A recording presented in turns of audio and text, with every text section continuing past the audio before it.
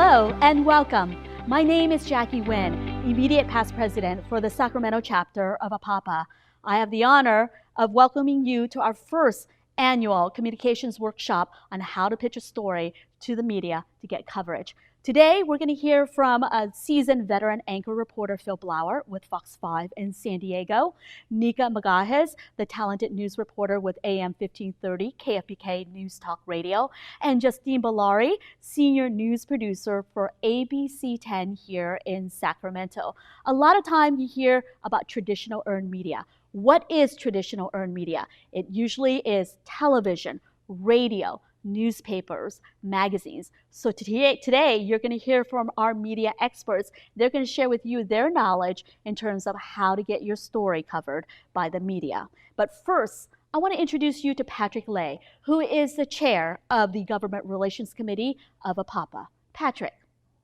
So today is really our first workshop focused on developing key skills and specifically the art of effectively pitching a story for news coverage. And I cannot overstate how we thought this was such an important training tool for the Asian Pacific Islander community, especially during these times when our community is going through this unacceptable surge of hate crimes. And so I really believe that today, our ability to tell our story, frame it in the lens of compassion and solidarity, and ultimately our ability to work with the media to develop a call to action is more important than ever, and then a huge part of the solution that we're all looking for. So for those who are not able to make it today or have to leave partway through, I do want to let you know that this event is going to be recorded and will be posted as part of a larger toolkit offered by the APAPA Government Relations Committee. So with that, I want to thank our guest, Justien Balarie from ABC 10, Phil Blauer from Fox 5, Nikka Magahis from KFBK AM for being willing to be with us this morning, because it is your willingness to share your time today that is making the API community stronger. So thank you so much for being with us today. And now I have the honor of passing the mic over to Jacqui Nguyen, member of the APAPA Government Relations Committee, and who will be your moderator and host today. Jacqui, floor is yours. Thank you so much there, Patrick. That was wonderful. Like you mentioned here, yes, the Government Relations Committee is an arm of APAPA, and we have several missions. And one of those missions that you mentioned, Patrick, is about helping to get government appointments. And this series here today is part of our leadership skills training workshop. And, nowadays, like you mentioned, Patrick, media plays such an essential role in the terms of how we get the news, where we get the news, and who delivers the news. And so this workshop today, we hope, is to empower you with the wonderful information from 3 experts here with a combined total of nearly half a century of news broadcasting experience. I mean, you probably have heard them working behind the scenes, making tough editorial decisions, or in front of the camera, or on the radio delivering their stories. But I have the pleasure here of bringing to you, in regards to this workshop, anchor reporter Phil Blauer from Fox 5 San Diego, Nikka Magahis, talented news reporter from News Talk Radio AM KFBK AM1530, and of course senior news producer Justien Balarie. So let's first off talk about the media and the role that we play. We've heard over the past several years now, there's the traditional earned media, and then there's the social media. What are we talking about when we talk about the traditional earned media? Well, we're talking about radio, we're talking about television, we're talking about newspapers and possibly podcasts that's involved, and magazines. Those are the traditional news earned media. And so that's what we're going to be focusing on with our first workshop this morning. First and foremost, I want to introduce you to our first guest here. It is Nikka Magahis from News Talk Radio AM1530. Thank you for taking the time out of your Saturday morning to join us. And of course, thank you so much, Nikka, there. I've had the pleasure of working with you. But before we go on to our next guest, I want our team here to play an audio clip of Nikka to hear her wonderful voice and to get to know her reporting style. So let's hear an audio clip of Nikka.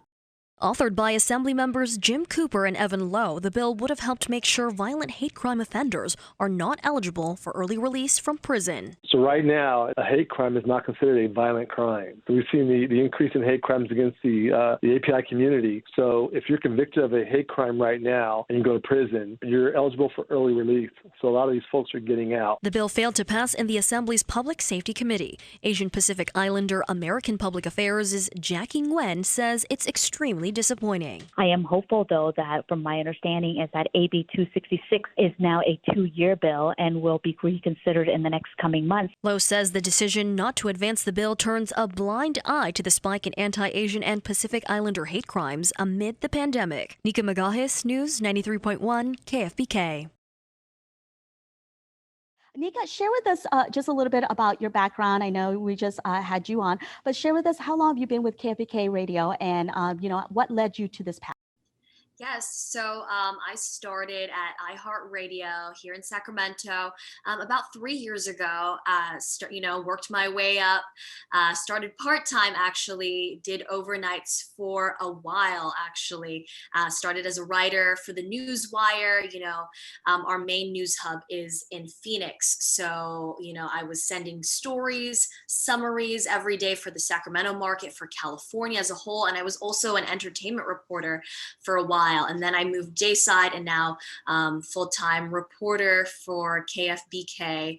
It's very rewarding because every day is a new day. It's different. News is always changing. Everything's breaking. So it's definitely one of those experiences that I don't get tired of. It's, like I said, new every day. It's novel every single day. And that's what I love so much about it. Thank you so much, Nikka. And then now we are going to be hearing from anchor reporter Phil Blauer, a personal friend of mine for at least 10 years now. Phil was one of my mentors when I started out in the broadcasting industry in San Diego. I hate to say this, but I grew up watching Phil on KFMB, the CBS station in San Diego, one of the top rated news stations in San Diego. And Phil Blauer is now currently an anchor reporter for Fox 5 San Diego. But before we get to Phil, let's hear a video clip. Let's watch a video clip of his recent reporting stories. Kathleen, good evening. We're talking about St. Augustine High and 7 of its families who've now, and students have filed a lawsuit against Governor Gavin Newsom to allow the school to have in-person learning in the fall. In a statement, the principal said the school doesn't believe remote learning is sufficient enough to provide a quality education that students and families have come to expect. He says he's confident the school can reopen safely despite the governor's orders forbidding public and private schools from returning to their campus if their county is on the so-called watch list. And of course, Kathleen, we know that San Diego County is still on that. So we'll have to see what happens with this legal maneuver. And now let's hear from Phil Blauer. So thank you again. It's a pleasure to be here with you all this morning. And I would like to say that this kind of thing is very important because a lot of people really don't understand how to pitch stories to the media. We've got some great tips. I can't wait to share some things through all the experience that I have over these past 40 years or so. I've been on both sides as a manager and also as what we call a talent on the air. But I kind of agree with what Nikka said, is that every day is different. I always like to say the script starts out like this, and then by the end of the day it looks something like this. This is kind of like the best way to explain how our business runs. And one thing I like about it too is I get up every day. I don't know what I'm going to be doing next or speaking about next. So again, this workshop to me is, I'm sure I'm going to learn some things from the other professionals as well, but I'm really eager to share what I know to try to help everybody out to get their best foot forward when they want to try to get our attention, because believe me, we have very busy days. And the first thing that I do when I get up is start checking emails, which are voluminous. And I'll show you how you can catch my eye really quickly. Jacqui? I've learned a lot from you over the past 10 years or so when I first started out, and even still to today.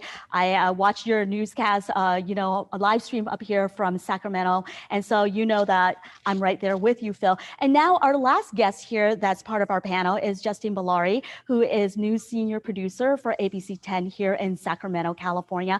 I recently met this talented young lady about a month or so ago. She was introduced to me by a former colleague from ABC 10 in San Diego who is now working up here in Sacramento. And I was able to connect with Justien. And over the past several weeks, in terms of just talking with Justien, this young lady is going to be going very far in the news business.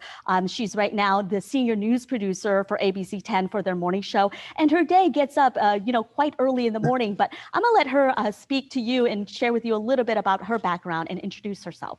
Hi, welcome everyone. I'm Justien. I'm really glad I'm getting this opportunity to talk to everyone and for you to get a different perspective of the newsroom. We have all perspectives. We have in front of the camera, we have a radio host, and then I'm behind the scenes. So I'm never in front of the camera. I'm nervous right now. I'm sorry, guys. So right now I'm a senior news producer, and that basically means I help manage the morning show with my executive producer, help make editorial decisions. I've been in the area for almost 4 years now, Sacramento, sorry. I started out in Sacramento in 2015, and then I left to go to Texas. If you're in news, you know, like you travel everywhere to get where you want. And then I came back 4 years, and now I'm here, and I think I plan to stay in Sacramento.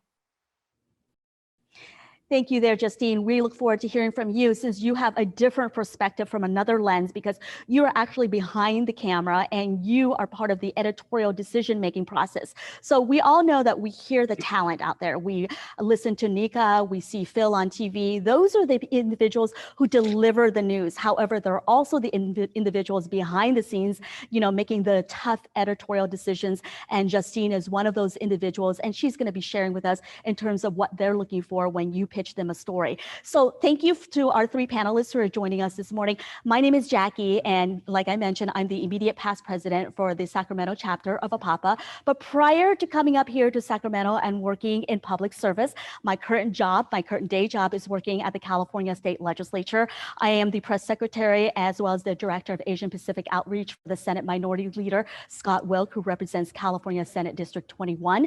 But what I'd love to do is empower and share information with the community. Prior to coming up here to Sacramento, I was an actual former television reporter / anchor. I started out in my stomping ground in Palm Springs, California, where I was a very new reporter. And let's take a trip down memory lane. I want to share with you a very special clip. This is a copy of the indictment, and according to these documents, the government's case against Carmen involves a confidential informant who was convicted of being an illegal alien in the U.S. without permission and lying to law enforcement officers. Jacqui Nguyen on the scene. Good morning. Good morning, Lisa, and good morning, everyone. It is still an active crime scene out here, and this morning police are looking for two suspects. They have this parking lot behind me taped off at 41st and El Cajon Boulevard. Here's what we know on this developing story. Reporter Jacqui Nguyen is live at Gillespie Field with more. Jacqui? Well, Steve, the two planes departed here from Gillespie Field, and the pilots we talked to today did not want to go on camera, but they did tell me this. The NTSB's report offers them some answers to what happened, and they want to emphasize general aviation safety is always their #1 priority. And it's live in Hillcrest with more. Jacqui. Wow. That was my younger sister. Just joking. That was actually me more than a decade ago as a television reporter in San Diego at ABC 10. But today, you're going to hear from three media experts who are going to share with you what it takes to get your story covered. There's a lot being done in front of the camera and behind the scenes. So we're going to hear from these three media experts with a combined total of 50 years of experience. So now, without further ado, let's start with our program, and we're going to start with some Q&A. I'm going to start off with Phil here. So Phil, as an anchor / reporter, describe to us what is your typical day before you start work? All right. Well, Jacqui, even before we have this seminar, basically I was already going through my phone, looking at emails, even though it's Saturday. So I'm looking to see what's going to catch my eye in terms of possible pitches and stories. Even though I'm on the air, I'm still very active in the process of putting together the newscast or getting recommendations to our reporters, our editors, to our managers about things that come in. So one of the things that I do, again, is I look for a very effective headline on a pitch, not just somebody's name, because, I don't know everybody in this world. And so I go through this list of probably, 60 or 70 emails that have come in overnight, looking for potential story ideas. And again, my day essentially starts when I get up because I work the late shift. I work basically 2:30 to 3. I'm sorry, 2:30 to midnight. It seems like 3 sometimes. But yeah, I'll be checking emails as soon as I get up in the morning around 9 or 10 o'clock. And if I see anything that needs immediate attention, I'll either call the assignment desk or I'll start emailing some of the producers and reporters and saying, hey, you might want to get a heads up and start looking at this, especially those reporters who are on my shift, because obviously I'm the night shifter. And so that's where, a lot of the stuff comes in from where I'm concerned. So that's what I do. I'm also reading the local newspaper. I'm sure the others will talk about this. Bill that we can play. Jacqui, one of the other things I was going to talk about is there's something called Nextdoor, which a lot of people are familiar with, and that's how you plug into your community. And so that's how I receive a lot of events and news items, because I'm looking in my own backyard for story ideas as well. So that's what I do. I go through this series of emails that usually average about 50 or 60 a day. And then I start gathering some information, and then I pitch them to my own people. And that's really how the whole day starts. And then I go in and start looking at more emails. I start putting together stories. And one of the things that you didn't talk about, one of my newest roles is I'm also the breaking news anchor. So when I get in at 3 o'clock, I record a minute 30 Alexa newscast. I record a radio hit that's played on 5 radio stations. And then I'm on at 4 o'clock doing breaking news, 5 o'clock, 6 o'clock. I right now currently anchor a 7 o'clock show. I start looking at those scripts. I have a dinner break for about 5 seconds, and then I launch into stuff for the 10 o'clock show where I'm also breaking news anchor, or I break down other stories and present them on the air. So it's a constant thing for me, but I'm always checking emails all of the time, looking for potential story ideas from the community. Jacqui? Yeah, thank you, Phil. You brought up a very interesting point I wanted to bring up, and then I want to ask this question to Nikka and bring her up here. You mentioned that you're looking at headlines. Headlines capture in terms of your interest. Tell us in regards to that, Nikka, in regards to a headline for a press release or a headline for a story pitch. How important is that, Nikka? And then tell us in regards to what happens when someone pitches you an enterprising story to you. Yeah, well, headlines are super important. Speaking from experience, working overnights and writing the headlines for the Sacramento area, for California. So that's the top stories of the day, the most breaking, most important, most prevalent stories for the day. So anything that's really eye-catching, timely is really of the essence. Something that we can report to people, and it's happening in real time. That's what we love to do. And then every day we start our morning huddle, just like what Phil says. We're constantly going through emails. There's like hundreds of emails that we have to sort through, and the thing is, like, unfortunately sometimes we can't go through all of them. So for me, what's really helpful when someone pitches an enterprising story, and we really appreciate it. So for those of you who are here and you do that, I'm telling you, thank you so much. But like I said, we get hundreds of these emails, and sometimes they get lost in the mix. So for me, if it's directly addressed to a specific person, or for example, for me, if you're sending it, hi Nikka, this is so-and-so, this is what we have, I will have there's a better chance that I will be able to read it and that it will reach me. So that's what I truly appreciate. And it gives me a better chance of seeing it. And that way I can pitch it to our news director, our producer. Is this something that our listener demographic will find interesting? Will they care? Do I care about the story as well? And also, being in the media, it's my duty to inform the public, to let them know what needs to be known, what's happening, what's going on in the world, what's happening in their neighborhood, what's happening local, statewide. So, then I'll do my research on that topic, especially when I find something really interesting. You're more, when you're more interested in something, there's passion behind it. You really want to learn more. You have a genuine interest. And, then I'll contact that media contact. I'll secure an interview with whether it's a medical expert, a politician, spokesperson, etc. Then, I'll conduct the interview, start writing, learn as much as I can, do background research. And then, one thing that we truly appreciate in the newsroom, especially when we're contacting these, people of contact, is just to getting a call back or a text back in a swift manner, in a timely fashion, because our turnaround time is quick, and on top of that, there could be breaking news. So our attention could be shifted quickly. We may be working and invested in a certain story, but for example, if there's a shooting or there's a big fire that's happening, we have to quickly adapt to our surrounding, what's going on. So for those of you, sending out press releases, I would, getting a call back, text back saying, we have time for this, or we don't have time for this, then, it helps us a lot when we're hitting those tight deadlines and getting the news out there to our audiences. You brought up some great point, Nikka, and I want to bring up Phil back up again along with you, Nikka. One thing that I wanted to highlight and ask the two of you is, it sounds like your day, even before it starts, is very impacted, because Phil, it sounds like even though you don't start until like 2 or 3 o'clock in the afternoon, your day starts at maybe 7, 8 o'clock in the morning, because you said you're scrolling through your emails and looking at headlines, looking at the news of the day. And it sounds like, Nikka, with you getting assigned multiple stories throughout the entire day, because you and I have had conversations where you would call me up in 30 minutes and you're like, hey, I need somebody in 30 minutes. Can you help me find someone? So the two questions I have is the impact of your day, and then in terms of building relationships with people, because that sounds like the two things that you two brought up. And so let's start with Nikka, if you can answer that question, and then we'll bring in Phil. Yeah, absolutely. I think, building relationships is really the foundation of it all. And, and also just getting along and being kind to people.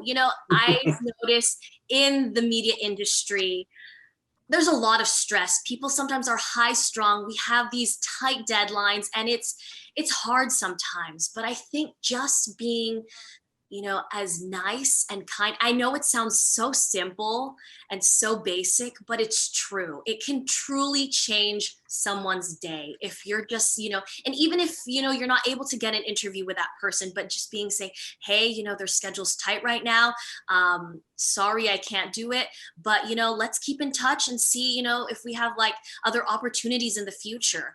And I think that's really, I find that of such value, just being able to have that kind of personal relationship and that kindness too. And especially now during this pandemic, during what's going on in the world, we need that more than ever. And I find so much importance and value in that, and building those relationships are really going to help you in the future. And I've learned that, even though I haven't been in the industry as long as Phil, very seasoned veteran, I noticed that building relationships will help you get to a story faster, perhaps, will help you reach out to that person that you need like you mentioned, Jacqui, in 30 minutes. You're like, I have a story at 4, but something came up and I need it by 3:30. Is that possible? And, building those relationships and meeting those people, and just being, again, kind to them. It's easier for people, to talk to people when you've had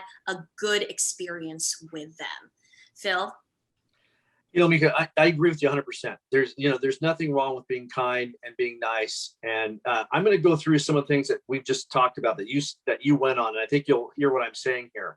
One of the things that you have to have from the very beginning is you have to have a clear message. So you have to decide who you're calling for, and you have to make it very concise. So we talked about coming up with catchy headlines for these emails. It's so important. And to personalize them, put my name on it. Hey, Phil Blauer, blah, blah, blah. I mean, it pays off. The other thing is you have to make media a top priority. You have to put the media at the center of your planning for whatever you're trying to do.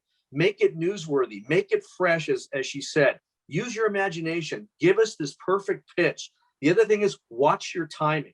Oh my God, I can't tell you how many times people have said, hey, can you come in like 20 minutes to my event? No, we have to plan, and there's distances involved, even in like doing a Zoom meeting. So try to have your events in the mid-morning or the mid-afternoon. Don't do it super early and don't do it super late because of the deadlines that Nikka talked about. Also, as she mentioned, you speak to journalists, you get to know us, you reach out, you find out who we are and what we do in the community. It's so important. Double check emails, make sure our name's spelled right. Oh my God, I can't tell you how many times I've been called Bill Blauer or something like that. I'm like, if you're going to make those kind of mistakes, I get it, but that's kind of, could be kind of a heavy thing. So you build your contacts up.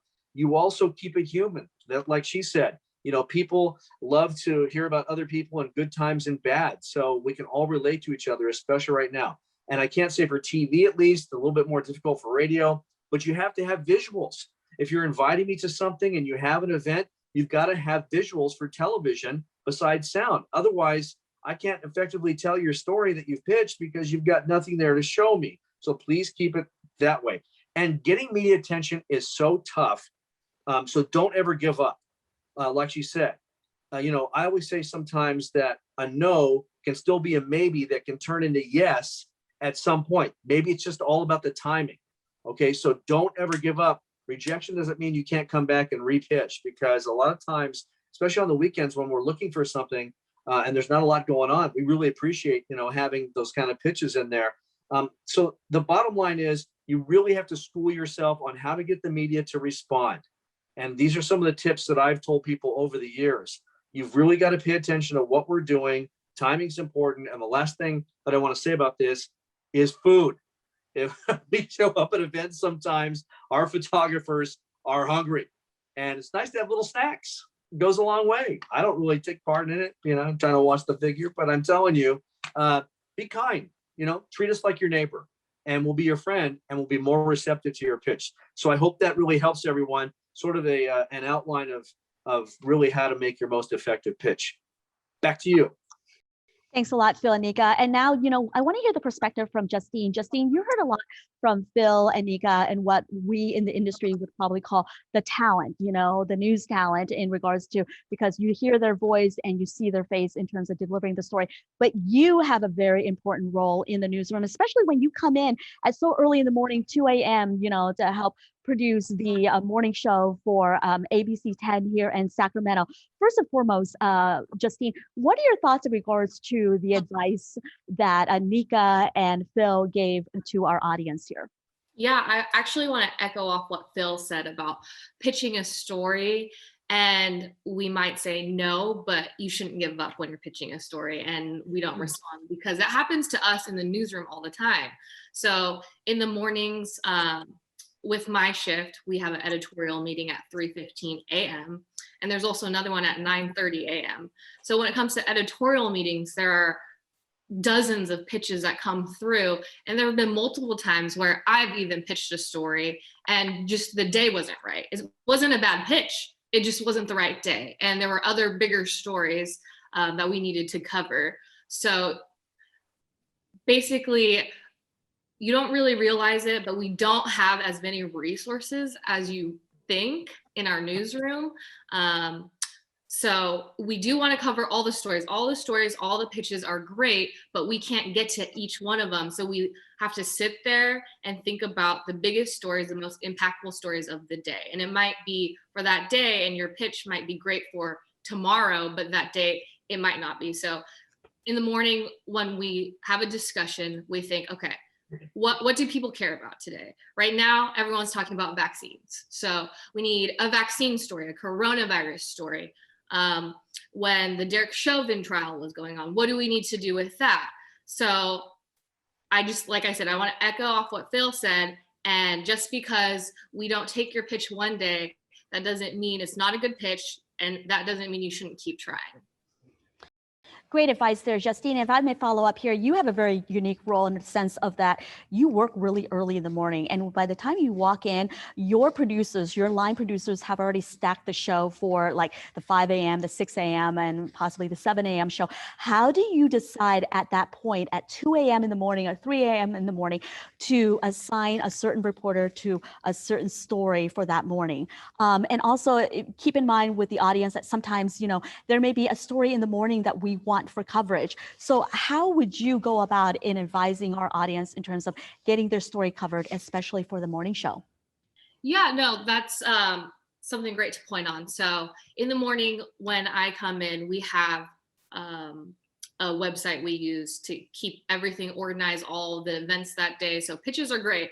Send those press releases in. We do look at them, we do hear them, and we do document all of them. So we put them in this thing we call like AP Playbook.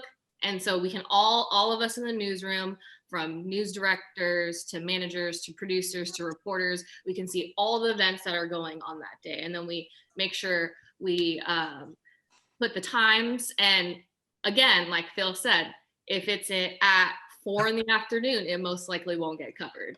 It has to be early, especially for the morning shows, because we do have an 11 a.m. show, and we love when there are events at around like 9 or 10, so then we can cover them, and even a dayside reporter can cover it so they can turn their packages early.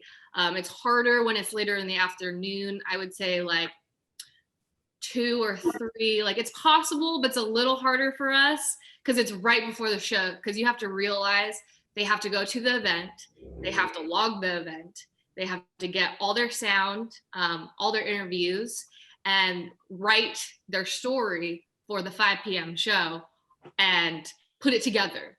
So that, like, some reporters can do it, but it's really hard.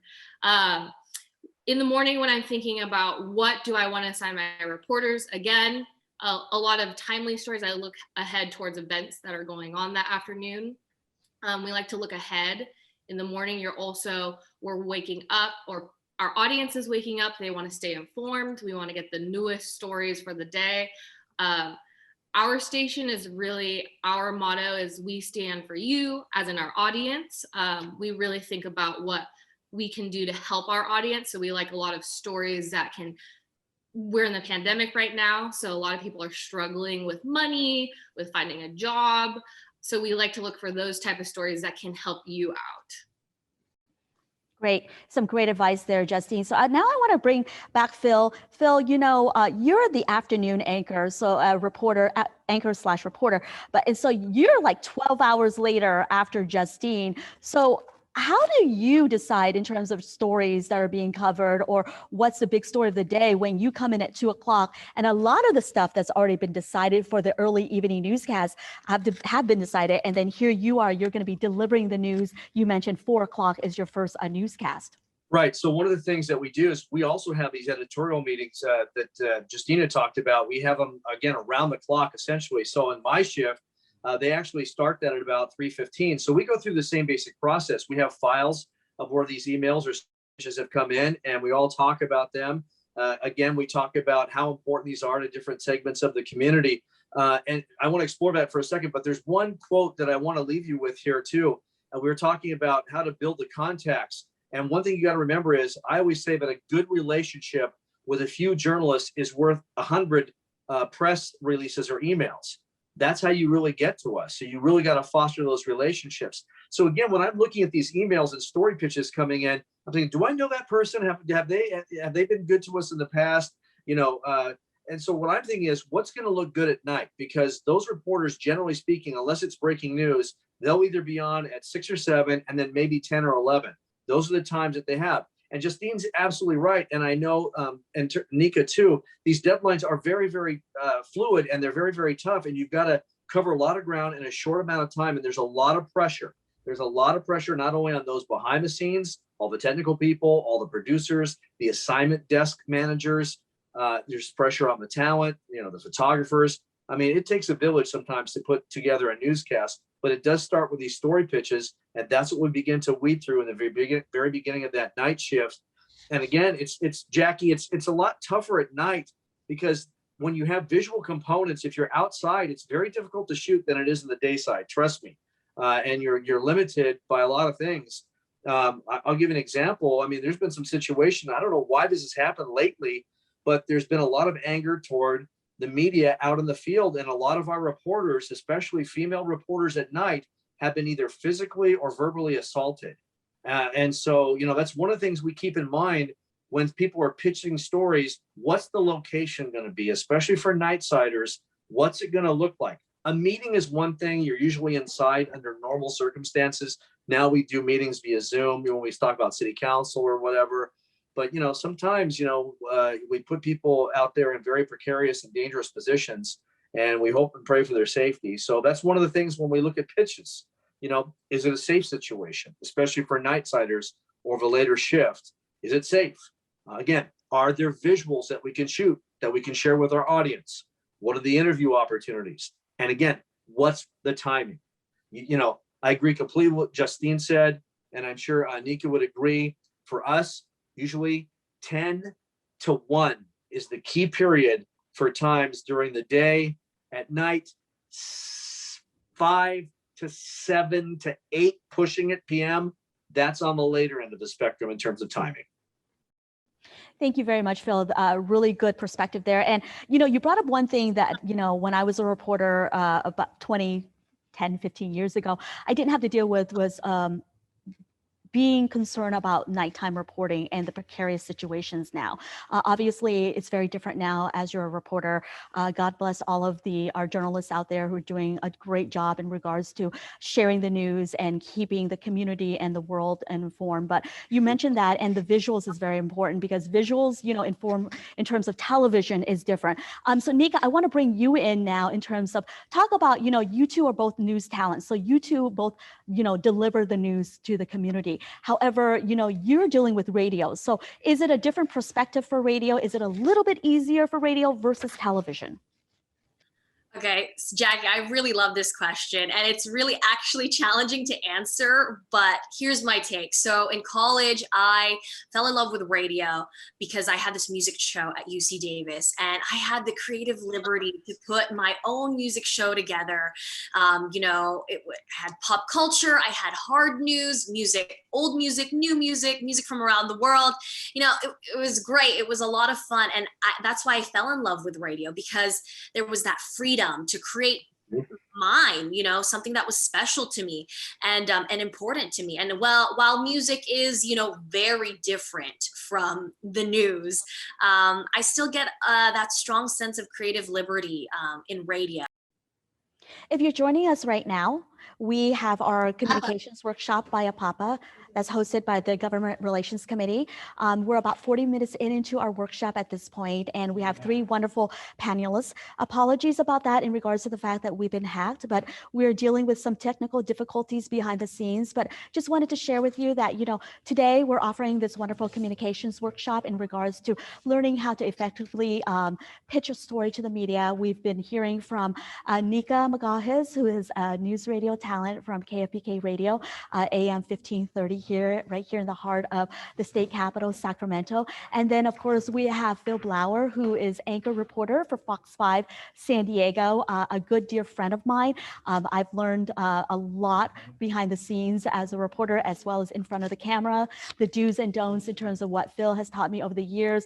We continue to stay in contact, even though I'm up here in Sacramento working and Phil is down there in San Diego. But when I do make it home to San Diego, I do know that Phil is a personal family friend. So he has come over to my parents' house a few times to have dinner and to catch up with my parents there. And in fact, my father, before he passed away, he spoke dearly of Phil, and Phil came to our family event party. And then we also met up for coffee.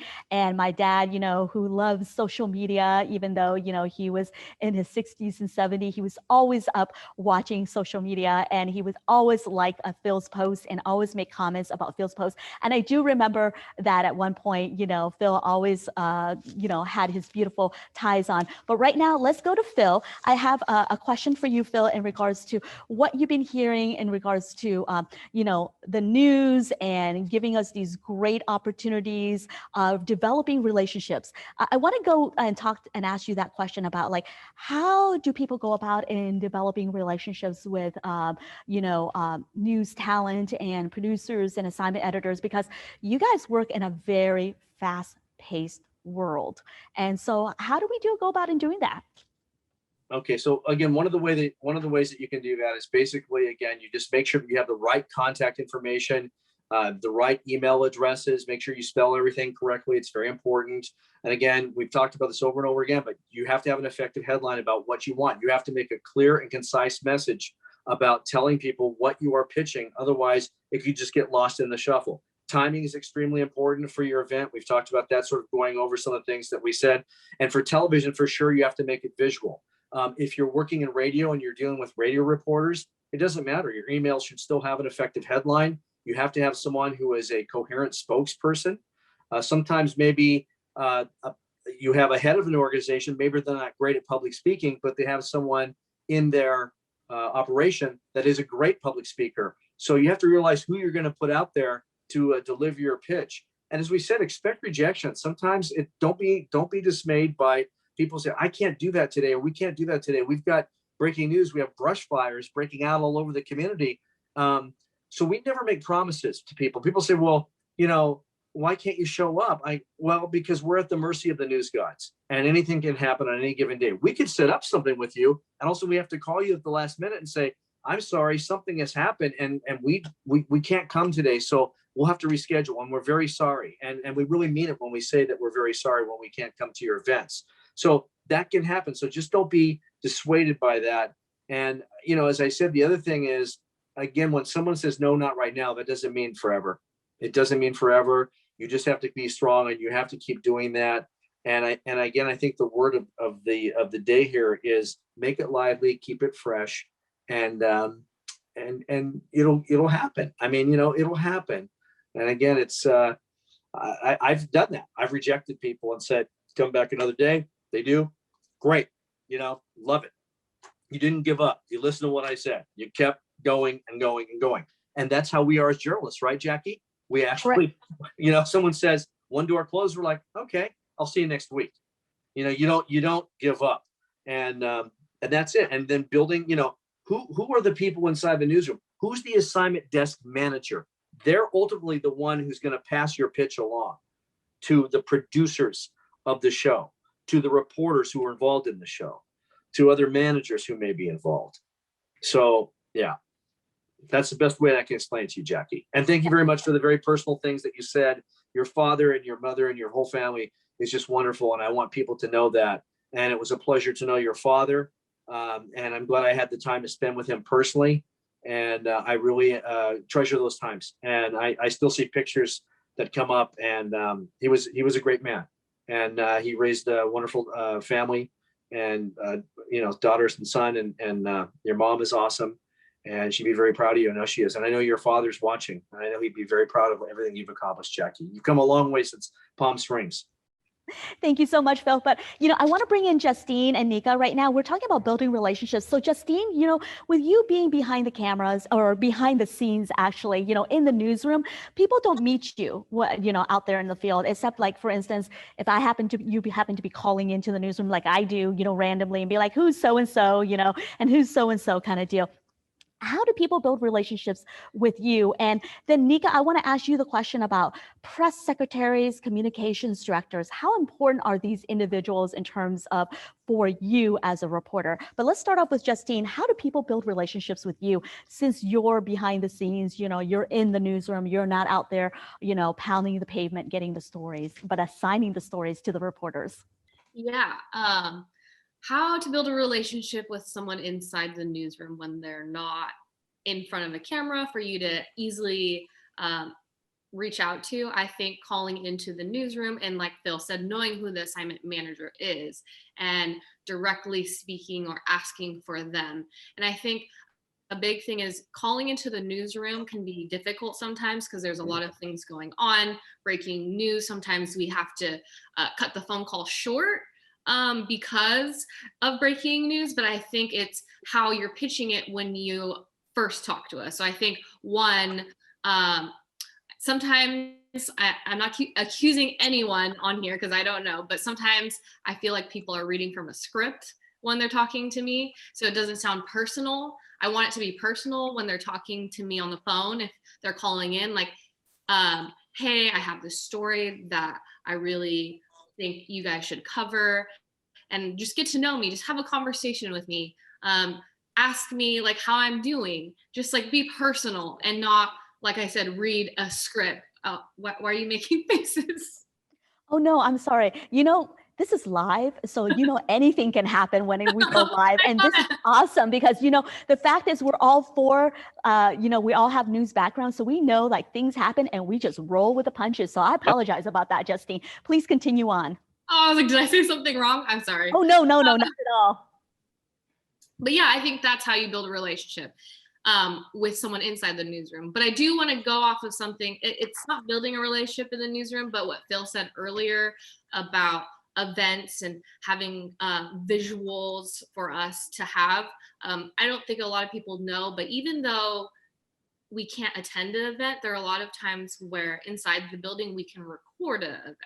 So we can still cover the story, although we're not actually going to it.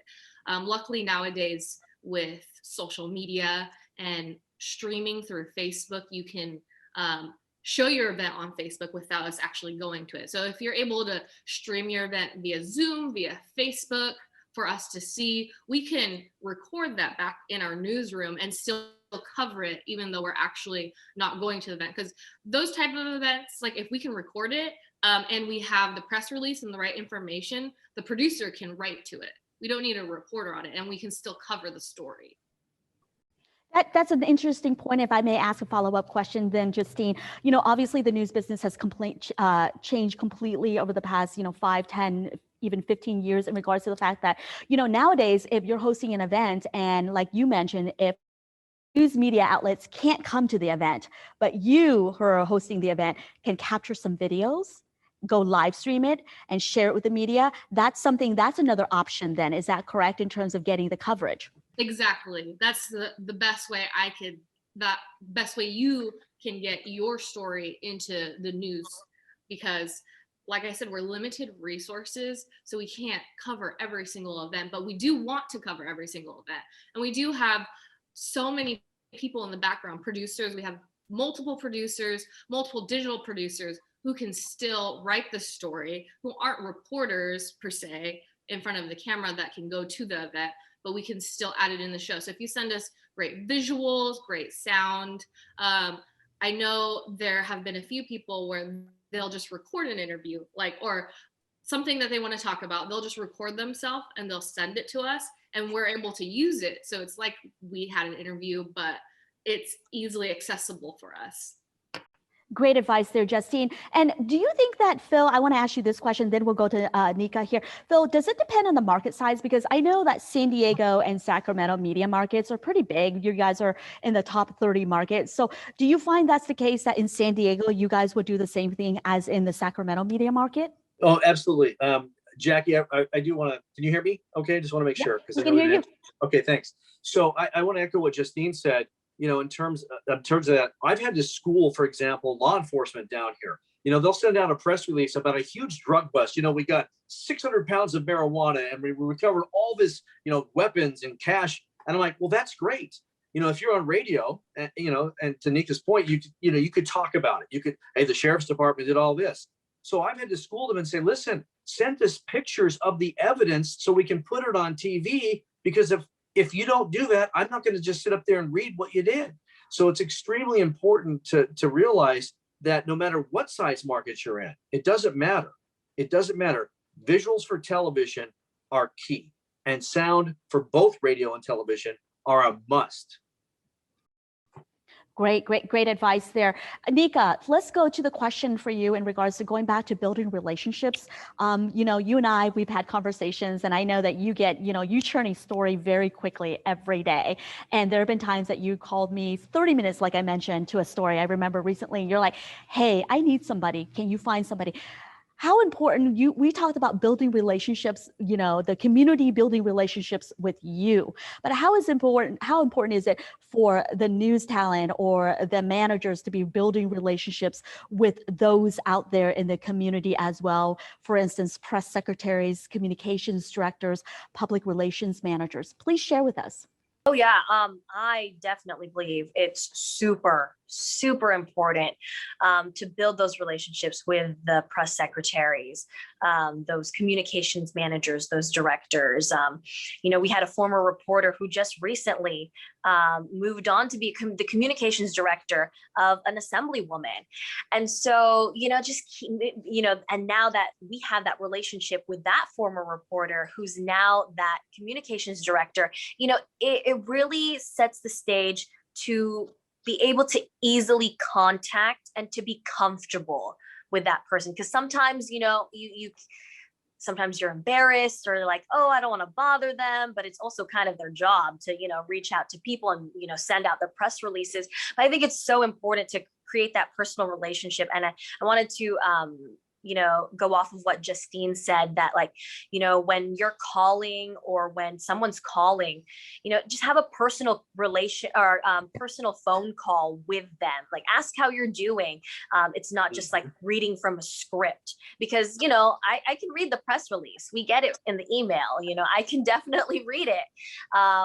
But being able to say, hey, how are you doing? How are you on stories? Are you good? Do you need certain people for interviews? Can I get you this? And just being able to offer help too is, again, really helpful. And I think but like being in the newsroom and just doing it over and over and over and talking to these people regularly, I think that's what really ultimately builds the relationship, just talking to them and just constantly reaching out. Jacqui, can I go off something that Nikka just said, which I think of course, is please. parallel here? And what that is, I saw something pop up on the screen where somebody said, well, how long in advance should I send something out and all that? So, a few days is fine. It's very difficult to do it on day of, like, calling a newsroom, say, I got this right now, unless like the building's on fire, okay, for any of us. So, a few days, maybe a week. But what we've not talked about is up. So you have to, if you don't hear from us, that doesn't mean we didn't get it, but you should check. And I think to both Nikka and what Justine are saying, you can be persistent, just don't be obnoxious. And again, because it's like, oh my God, he or she is calling again. What now do they want? Right. So I think it's very important to follow up within reason. And hopefully we can get back to you. But I think the personal component that Nikka was just talking about, and just saying, how's it going, man? It's been a while since we talked. How's everything going? When I used to be a reporter and I would go out to, let's say, cover a school board meeting, I'd always make it a point to meet the secretary of the board. Hey, I learned something about him or her, and say, hey, how's your son Steve doing? And I'd take notes and I'd remember that. So sometimes it's nice to throw in a little personal interjection in there when you're trying to get a pitch, rather than, as both Nikka and Justine said, reading from a prepared script or remarks. Great, great. So I have a question here for all three of you. What kind of activities do you guys recommend in order to cultivate relationships with you guys? I mean, for you, Nikka, and for you, Phil, you guys are out in the field, so people see you. And so, they get your number, get your email address, and then they contact you. But for Justine, you're behind the scenes, in the newsroom. So people rarely see you unless you're out and about in the community. And I know, being the fact that you're a very talented individual, but you're also a very humble individual. You're not going out there and saying, yeah, I'm senior news producer for ABC 10 here in Sacramento. So I want to pose this question to all three of you guys in regards to, how do people learn to cultivate relationships with you guys? What kind of activities do you guys recommend? Let's start with Justine. I'm really trying to think about this one, since I am not outward. I never outwardly say like I work for the news. That's a really good question. I don't know. What do you guys think, Nikka or Phil? Nikka, go ahead. Hey, is this a question to stump all three of our news experts here? No, I think we're trying to figure out what you're saying in terms of activities. I mean, look, I don't mind when people come up to me in the community and make suggestions. I mean, look, I'm dressed like this. I'm not always in, a suit and makeup all the time. So, sometimes I get recognized, sometimes I don't. So basically, a lot of times what I do is I always ask people for business cards. This is a my file is exhaustive of that kind of thing. So I know who to recontact and all that. And I make sure that I have business cards. So when I may be out in the community, I may stumble upon an activity or event, and I hand out my card to people. So, in terms of activities, that is a difficult question, because it's easier for me and Nikka because we're out there, we're in the community. I can understand for Justine, but I think her reporters and her staff are very talented people. I'm sure that's exactly what they do too. That you have to be out in the community. I mean, it can be something as simple as going down the street to the grocery store, and someone might come up to you with a pitch. That has happened so many times. I know one of the questions that you're going to ask, Jacqui, and I can't wait to talk about it, is the community. What happened with a community story, and then how it gravitated into the news cycle. That's going to be a big question that I can't wait for you to ask. So I'm jumping the gun a little bit. But activities, I mean, I don't know. When I'm not on the air, I'm just like a normal person. I still try to be normal even when I'm on the air. So I'm very approachable. So I always tell people, hey, shoot me what you got, and I'll try to help you out. Well, I think one of the things that I've done as press secretary, working for the minority leader when I first came up here to Sacramento and learning all of the Capitol Press Corps, is I schedule coffee. I schedule coffee, with individuals, whether it's with other press secretaries, communications directors in the building, and that's the case that the state capitol there in the building, or those from different, agencies. And I also schedule coffee, with news reporters and, producers, because, I find that every individual is important, because that one producer who, people may dismiss producers, and that's the thing where I think you're in the wrong, or assignment editors. And maybe it's because of the fact that, I was a former assignment editor. That's how I travel in terms of making my way into the news business, was I really honed my skills in regards to being an assignment editor, becoming an assignment manager, and assigning stories to reporters and seeing how stories are developed, from point A to point B to point C, to finally seeing it on air and wanting to be that reporter, because I'm like, hey, you know what? I can tell that story. So perhaps maybe, what do you all think about, coffee, scheduling coffee time with y'all, in terms of, a little bit of time just to get to know you? Because I think that's the simplest way, right? Well, it was easier before the pandemic, for sure. That's changed a lot of things.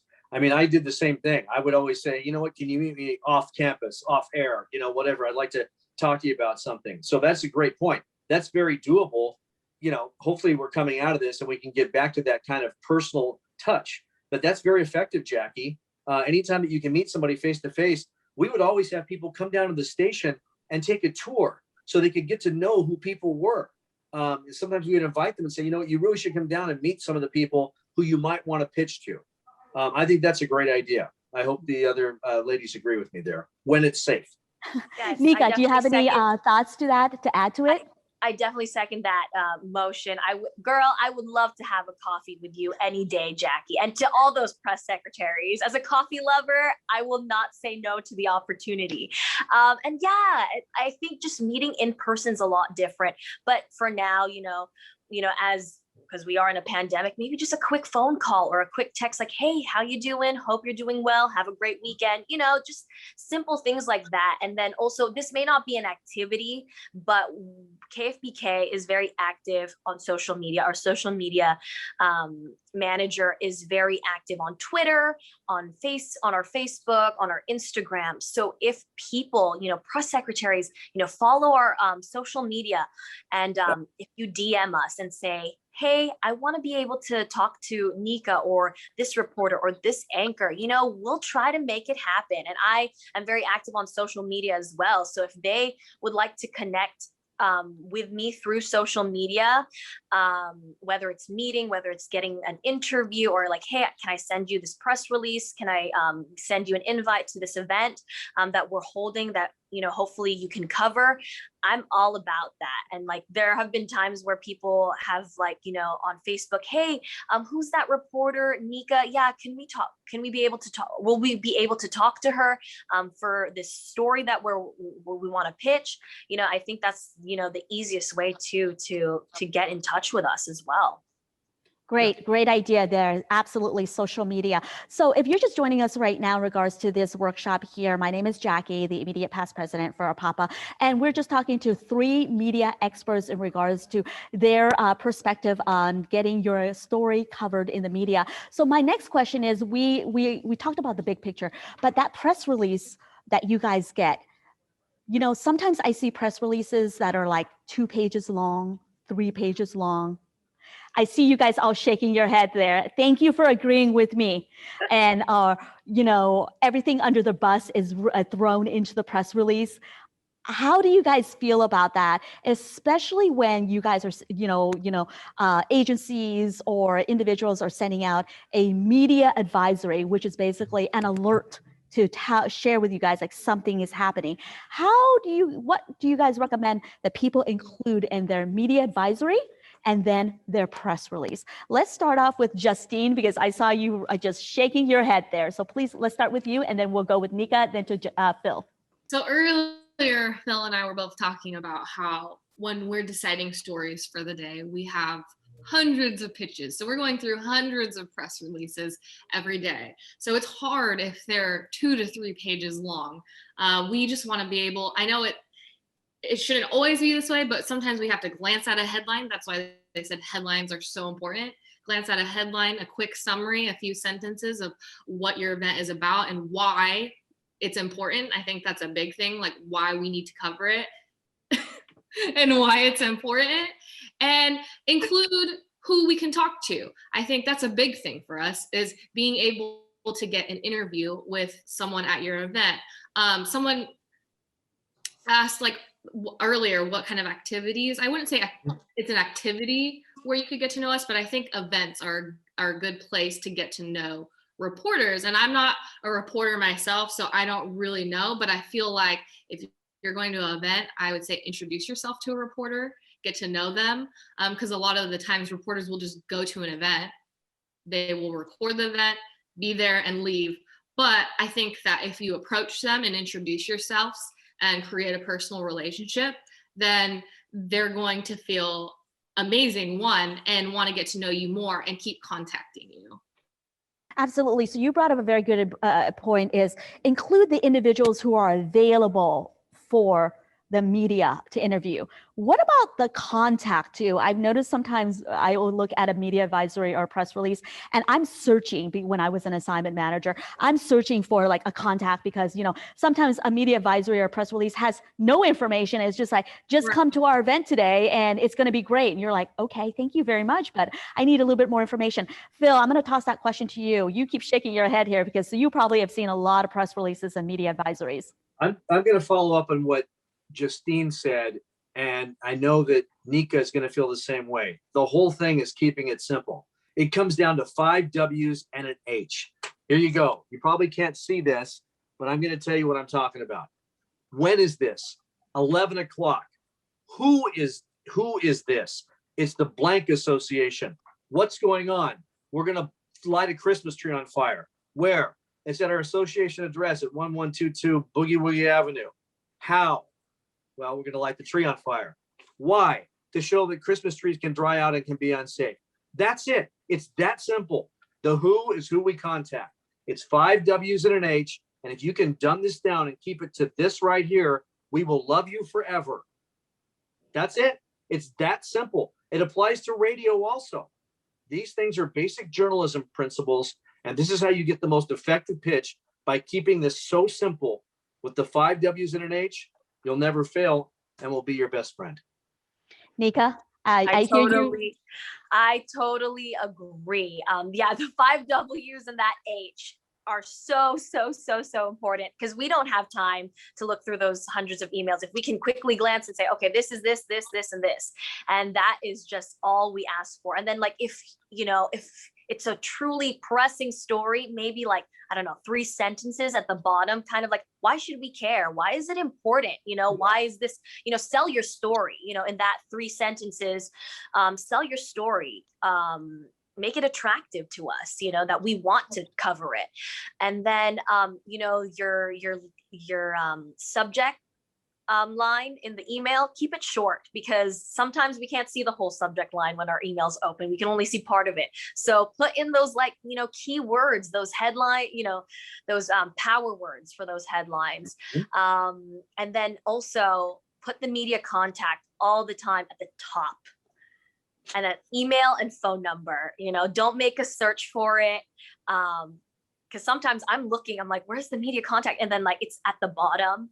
And sometimes I have to be honest, sometimes I don't have time to read all the way through, or like have a good look and read every single word, word for word. I only have time to skim through it. So if the media contact is top, email, phone number, you're golden. That's already half the battle, to be honest. Fantastic. Great advice there. Very simple, but great advice. Thank you all to the 3 of you. Now I have that question that Phil alluded to a few minutes ago there. Share with us a time when you received a story idea from the community and turned it into an interesting story for your viewers and or your listeners. Let's start with Phil, and then I'm going to go to you, Nikka.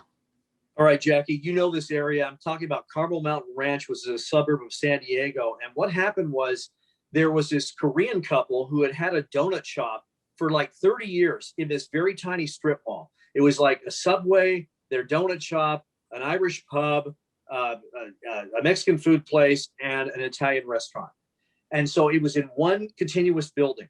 The community loved these people. And I went there myself. And you know, it's one of the few places where they asked if I could put my picture up on the wall. I'm like, okay, fine. Okay, beloved people.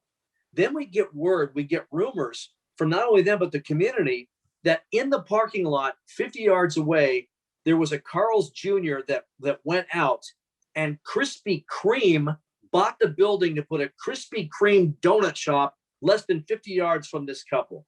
The community went nuts. They said, how can that happen? That's because the building that the Krispy Kreme was going into was owned by someone else, and it wasn't part of the strip mall that the beloved Korean couple was in with their donut shop. The community went nuts. There were rallies, lines out the door for the Korean couple. Everyone hated the fact that Krispy Kreme came in. Every station in town covered it. The newspaper covered it. All the radio stations covered it. It was ongoing. And you know what? It was a David and Goliath battle. Everyone loved it. And to this day, hardly anybody goes to Krispy Kreme, and everybody goes to that delightful couple. They're still surviving. They're still thriving. But that was a great community story that had a lot of legs to it. It had a lot of interest. Again, it was a David and Goliath battle. And you know what? It was great. And that's the kind of stories that we love. Got everybody out in the community. All stations were interested. Again, the newspapers, the radio stations, TV. As social media blew up like you wouldn't believe. Krispy Kreme got so many nasty letters. How could you do this to these poor people? And I don't even know how they're still in business. Nothing against Krispy Kreme, okay? But this was a community story that just went beyond that little suburb. And San Diego County viewers and listeners, they just loved it. So there you go. Back to you, Jen. I definitely know that donut shop. My family and I, we've gone there. My dad loves that donut shop, actually. It's right there in that strip mall right near our house. I definitely know what you're talking about. And Nikka, I wanted to get your thoughts in regards to, you know, an experience with an enterprising story that you received, you know, didn't come from a press release, didn't come from a press secretary, didn't come from a communications director, but it came from somebody that you cultivated, you know, your relationship with in the community. How was that experience for you? And share with us, what was that story? Yeah, so that story was with telemedicine. You know, in college, I took biology. I had a, you know, I took biology, like, cause I was going into dental school actually, you know, so I did pre-dentistry. So I was really into the sciences, health, medicine, and everything. So I still am genuinely interested in that. And so, you know, I was thinking about like, well, you know, we see all these ads all the time when you're walking through, you know, and especially when we're doing our COVID test swabs, like at certain, you know, healthcare providers, Kaiser, they have like, they have their telemedicine, Sutter, you know, where everything is just through the phone now, through Zoom, you know, through FaceTime and everything. And I was like, you know, actually never done like a telemedicine, like phone call, you know, or a telehealth phone call. And so I was really interested in it. And it was like in the height of the pandemic, you know, where it was complete lockdown. A lot of people were getting, you know, their healthcare that way, talking to their doctors that way. And I was like, oh, I'm going to reach out to, you know, one of the, you know, healthcare providers in this area, find who their media contact is, see if I can talk to some doctors who are like, you know, the head of the technology department in Kaiser and Sutter. So, you know, I went out, you know, did a little bit of research, found the right doctors, got in touch with them. And I asked them, you know, like, tell us about where we're at. I know telemedicine was in place before the pandemic, but we've seen a dramatic rise in the use of telemedicine. You know, how has that changed? How has the pandemic changed it? You know, how has healthcare changed in general as well? And how, with this new technology, you know, what's in store for, you know, the medical field, you know, in the future. And then they're already working on new technology that would send people home earlier rather than have them stay in the hospital, and like they can check their vital signs from home, because, you know, for patients, it can be, you know, comfortable to stay in a hospital that long, or, have to be in that environment for too long. It can be exhausting. But when you're at home, doctors said, when you're at home, it's easier sometimes for people to recover because you're in a space that's familiar to you, that you're, with family. And so now they're already working on technology, telemedicine, and monitoring people. Doctors can monitor their own patients from, their patient's home. And so that was just something that I found really interesting, that I went out and like, hey, I told our news director, can I cover this story? I want to do it. I want to learn more about it. And I want to see what, even post-pandemic, where does telemedicine lie? It's 2021, things are changing, technology's changing, is there a point in time where we don't really have to go to hospitals anymore? So that was, it really piqued my interest, and I was really curious. So, that was one story that I really, went out there, created, and, did my research. That's awesome. I love that. I love that story, Nikka. That's great. Just the other day, it reminded me of my video conferencing call with my doctor because I couldn't get in. I live, like 45 minutes away from my doctor in Sacramento. And so it was not life urgency, but, it's still, I needed to go see the doctor. So they scheduled a video conference. And that is the way for the future, in regards to everything is technology. And Justien, I kind of want to ask you this question, but I'm going to ask you in a different manner in regards to the fact, because you're a news manager behind the scenes. So a lot of times stories are dictated through the stories of the day in the newspapers, what press releases are being sent out. But how do you feel as a news manager when your reporters bring to you enterprising stories? How do you decide in the whole thick of things? There's so much news and there's only limited time and limited staff to cover the news. Well, I think enterprise stories are so important. The community stories are very important for our station. And although we might not air it that day, it's definitely a good story for us to work on, because we actually have enterprise teams. So we have teams of people that will have months, weeks, even I have a reporter that's been working on a story for about a year. So we can still get that story out there, but it might not be tomorrow. It might not be today. It might be next week, but the community stories are so important to us. That's awesome. Phil, do you guys have a unit at Fox 5 San Diego of an enterprising unit at all? Or is it just covering news of the day? But do you have an investigative, team? No, we don't. So, we're all about the daily grind there because we don't have a lot of people. Their Channel 8, where I came from, they do have an investigative reporter, producer, David Govertson, who I used to work with quite a bit. He now is in charge of delivering his own stories. He was never, in his words, never meant to be on the air, but it's just the way the business has gone. So a lot of those units, and I'm very happy to hear that Justien has something like that, because, I miss doing that kind of enterprise reporting where I could take a few days on it. I don't have that. I mean, like I said, the story that I'm doing on this book author on this very famous case, I'm literally doing it in 2 or 3 days, and then it's going to air on Monday. I wish I had longer. I just don't. So unfortunately, we don't. That doesn't mean that we don't take in those ideas and that we don't soak them in and that we don't vet them, because we do. We just don't have a dedicated unit for investigative reporting there. But we certainly welcome stories that may not be day of. We call them hold for release stories, and we do those on occasion. There used to be, and we're getting ready to get into it, as you know, Jacqui, the sweeps periods, where there's 4 times a year, and that's when you would air those enterprise stories, generally speaking, when you have bigger staffs. Now our bosses tell us that every day is a sweep period.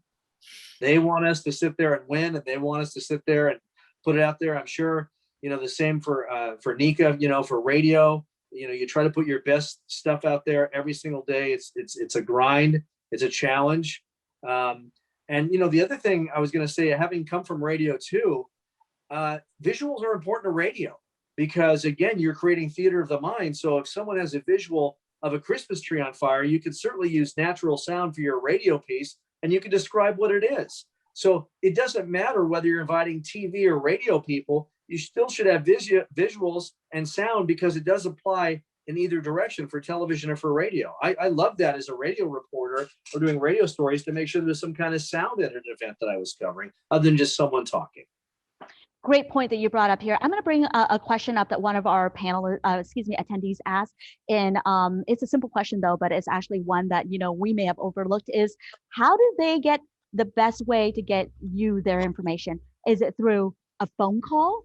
Is it through an email? Because we all remember, well, maybe not Justine or Nikka, but 20 years ago, there was fax machines where, store faxed in, from organizations. I remember it. I remember sitting on the assignment desk and always sifting through the tons of, different press releases that are sent through our fax machine. Fax machines, aren't there anymore. So what is the best form of avenue to get the information to you guys? Let's start with Justine. I was going to say, I can answer that one. I would say start out with the email. Send the email first before you make the call.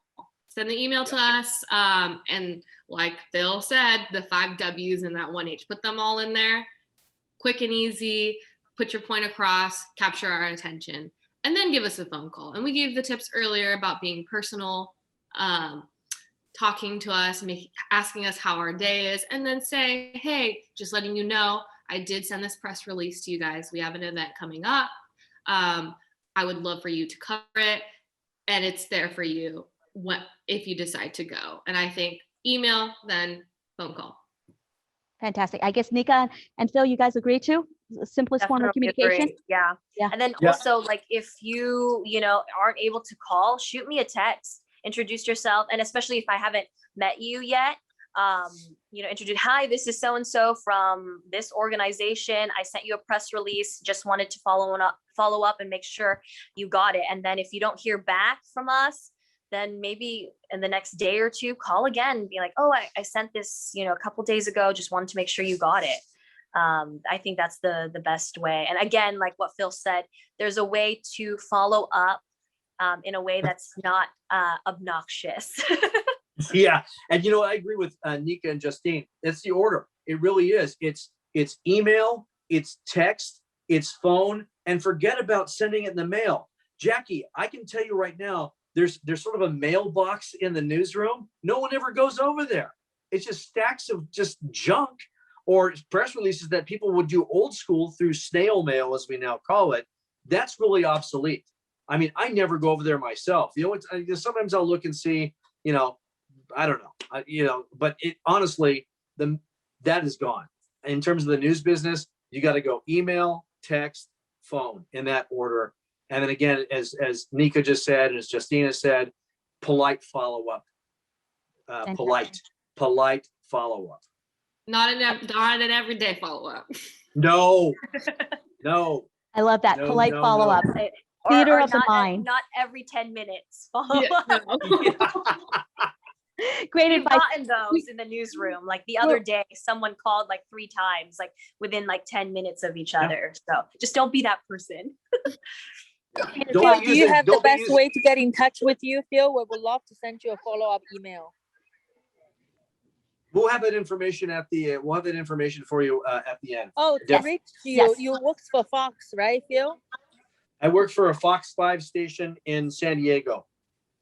Oh, do you have an email you can put in the chat? I would love to follow up.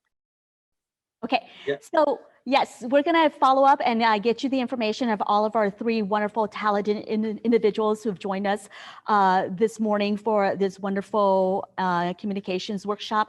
I just have, 2 more questions and then we're gonna wrap it up here. Thank you, Helen, for asking that question. We'll definitely give you that information, but let's move on and wrap it up.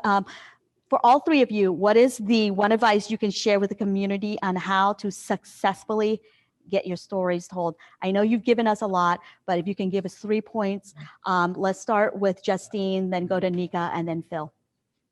I think we've just been hitting on it multiple times throughout this conversation. Successfully getting your story told is effectively pitching it. We gave the advice, pitching it in a way where it captures our attention and having visuals. If we don't have visuals, how are we going to tell the story? It's really hard because there are a lot of great stories out there that don't have visuals, and we're not going to read it on camera without the visuals. So I'd say visuals is the main thing. Awesome. Nikka? Yes, for me, I find a story very attractive if it can impact people, evoke emotions, pique people's interest, get them asking questions like, how does this affect me? or even like inspires people, or like one notable thing is that there's a call to action. We just celebrated Earth Day, right? And if I've heard some stories, like maybe they're not going to make you an eco warrior the next day, but if you can use like one less plastic Ziploc bag, or use a reusable straw, and inspire people to, to change for the better. I love stories like that. And then also, I'm a big fan of Nat Sound. I believe Phil mentioned this earlier, because, radio is the theater of the mind. And I love putting, sound effects. If there's a fire, you can hear the flames crackling, people screaming for help, a fire truck on the way. That's really sets the scene. That paints a picture. It gives color to the story. And I love mixing and adding, sound to my story besides just me talking or the person I'm interviewing. So if you have Nat Sound and we can't go to the event, but you can record it on your phone and send it as an MP3 through email, oh gosh, I would love that.